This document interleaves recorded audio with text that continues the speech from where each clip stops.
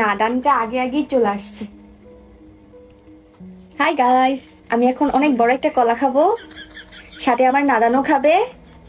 সে সব সময় খায়, আমি যখনই খাইতে যাই যাই কিছু তারও খেতে হয়। তার কারণ হচ্ছে সে সব কিছুর ভাগ নিতে চায়, তার ভাগ নিতে অনেক ভালো লাগে। আমি যা খাবো তাই ওর খেতে অনেক ভালো লাগে। এটা এক নম্বরের নাদান, এর যে আমি কোত্থেকে আনছি আমি জানি না। দেখো, বড় একটা কামড় প্রথমেই বসায় নিয়ে নিয়ে দৌড় দিল, মানে প্রথমেই সে খাচ্ছে। বিসমিল্লাহ। তো এই কলাটা অনেক দূর থেকে আসছে, এই কলাটা হলো কুমিল্লা থেকে, আমার বড় আম্মু পাঠিয়েছে। এই কলা মনে হয় কোটি কোটি বছর ধরে খাই নাই, কখনোই খাই নাই, আটটা কলা কখনোই খাই নাই। অনেক অনেক বছর আগে খাইছিলাম, তো এই যে অনেক বছর পরে খাচ্ছি।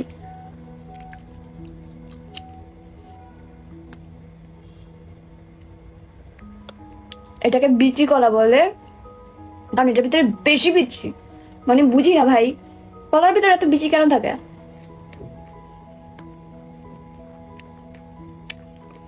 মজার কথা বলি, এটা আমার থেকে অনেক বেশি পছন্দ করে আমার এই কাঠবিড়ালি টুনি।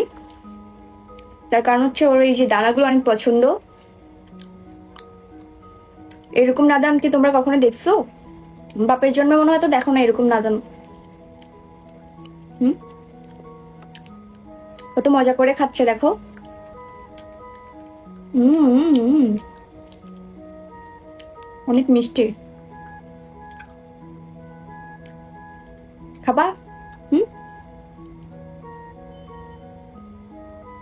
সে হলো কলা খায় না, সে হলো বিচি খায়, আর আমি হইলাম কলা খাই।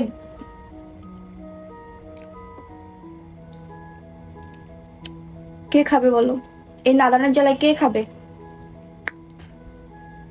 এই নাদানের জ্বালায় কেউ খেতে পারবে বলো? হুম হুম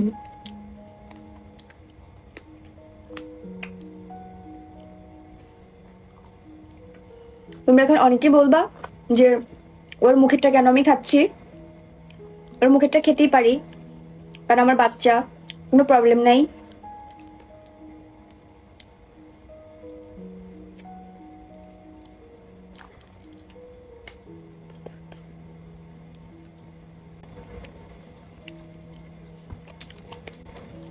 মানে ভালো লাগে না বেশি বিচি। যখন কাঁচা থাকে তখন পোড়া দিয়ে খাইতে কিন্তু অনেক মজা। এত কিউট করে কি তোমরা খেতে পারো? হুম, পারো না। সে একটা একটা দানা নেয় আর একটু খায়, খেয়ে আবার আসে। কত কিউট দেখছো।